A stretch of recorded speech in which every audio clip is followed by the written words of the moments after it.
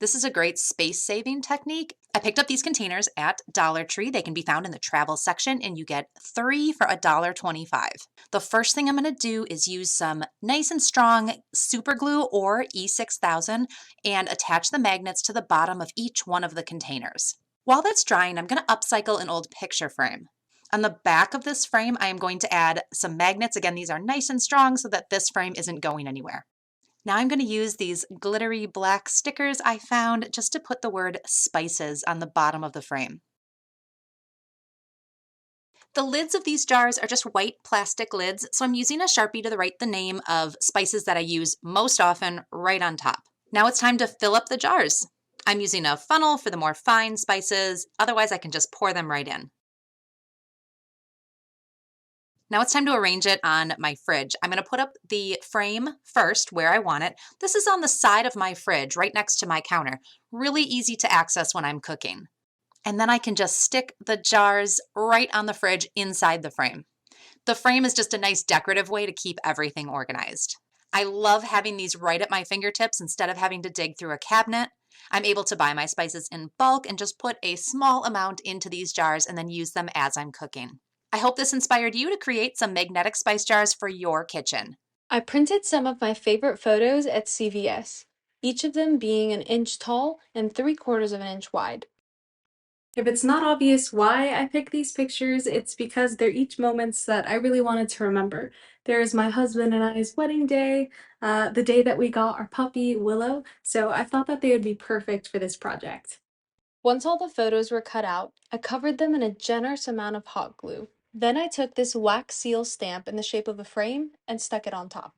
I repeated this process on all the pictures, making sure to center the stamp on the most important part of the photo. It's okay if it doesn't perfectly line up with the paper because we're going to trim the edges anyway.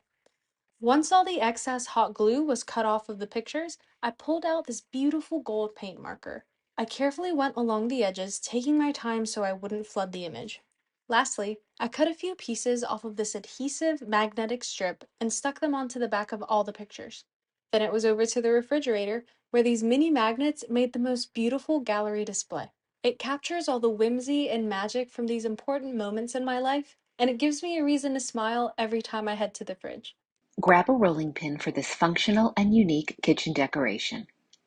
Take a page from a cookbook and cleanly slice to remove it. Spray both sides of the page lightly with water. Brush a strip of Mod Podge down the length of the rolling pin barrel and carefully attach the top edge of the cookbook page, smoothing to adhere. While rolling the barrel, continue applying more Mod Podge while gently attaching the page as you go. Trim any excess once the barrel is covered, then apply another layer of Mod Podge over the entire surface. Select the part of the page that you want to be most visible, then make 2 small marks on the underside of the barrel. Drill holes and screw in cup hooks. Attach wire, twine, or leather cording to both ends with enough slack to hang, and hang on a hook or nail on the wall. Your rolling pin is now ready to display. Here's how to make better use of the empty space beside the fridge. I measured the width and height of the available space, then transferred those measurements to a sketch of what I had in mind. I gathered up some lightweight 1.5-inch cedar strips or lath material, then started cutting the wood to size. After a light sand, I cleaned off the table, then reached for Fusion Stain and Finishing Oil in Golden Pine. This is a brush-on, wipe-off product with a built-in top coat, which makes it super easy to use. The stain was brushed on the front and both sides of all the wood strips, then wiped off. You can speed up the staining process if you bunch the strips together, then brush all the stain all at once. After allowing the wood to dry overnight, I started to build the framework first according to my plan. Wherever the wood was to join, I pre-drilled holes, then screwed the wood together using copper-toned screws. You can also put this together using a nail gun if preferred. I just prefer using screws so it's easy to make modifications if desired. After I dry fit the framework in the kitchen to ensure it fit, I started to lay out all the wood strips on top of the frame for a slatted wood appearance. Each strip was pre-drilled, then screwed into the framework. Even though these boards are very lightweight, the extra wood strips help strengthen the frame. Not desiring to screw into my cabinet sides, I flipped the boards over, then applied heavy-duty Velcro along the top, middle, and bottom of the structure so it could be removed if desired. This also makes this project rent-friendly too.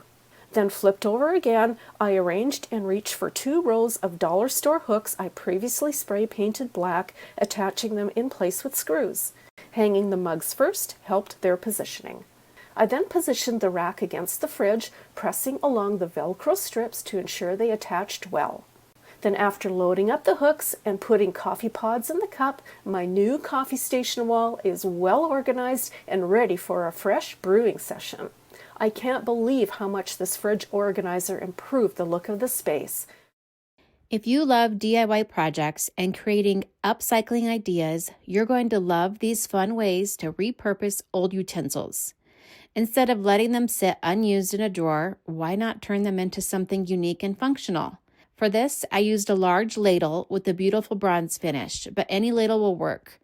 You'll also need a sturdy piece of wood. I used a staple across the front and secured it further with a screw, which worked really well. One important step is bending the bottom of the ladle slightly so it cradles the candle properly.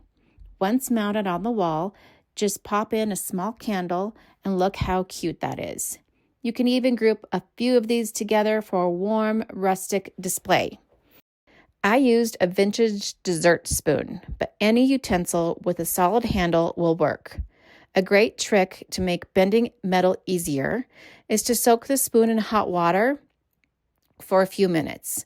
This makes it more pliable so you can shape it with less effort. Once softened, attach the spoon to a piece of wood. I went with a simple natural wood plank, but you can stain or paint yours however you like. You could adjust the angle depending on what you want to hang. I'm using mine to hold a wreath, but these hooks are also great for keys, towels, or even lightweight kitchen utensils. For this, I used an oversized salad fork. The first step is to bend the middle prongs backwards. This will act as the support. Then gently bend the front 2 prongs upward so they can hold the photo, small sign, or even a piece of artwork.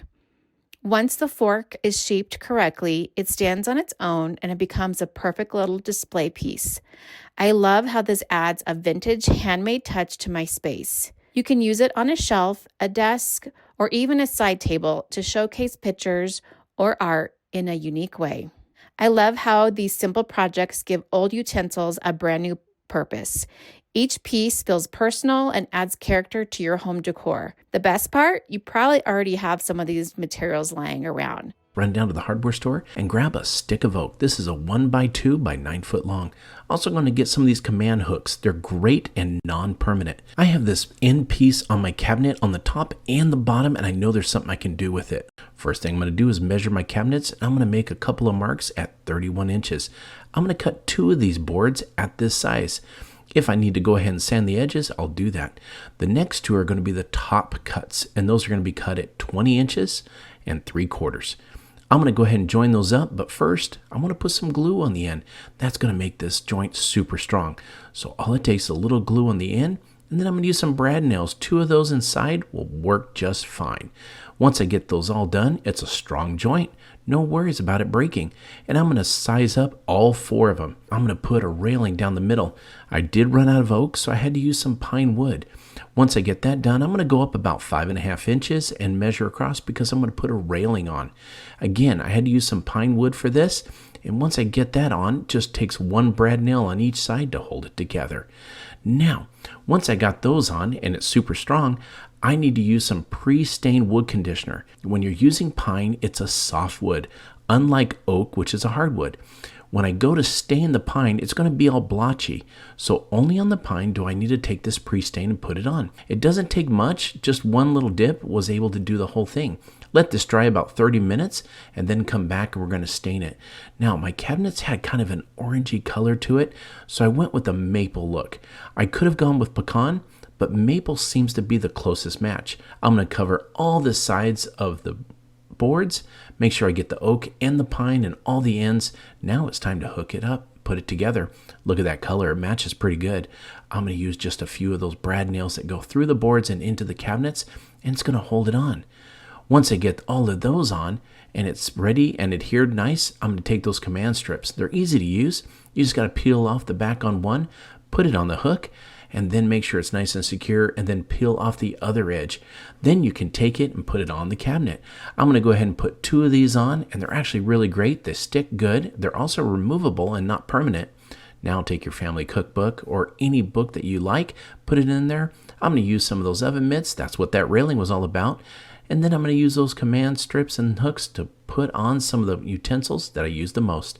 And I tell you what, this thing turned out so well, and the color matched so good it almost looks like it was built in. I think it turned out great, and I'm actually really happy with it. I hope you enjoyed this project as much as I did making it. Thank you for watching Home Talk, and we'll catch you next time.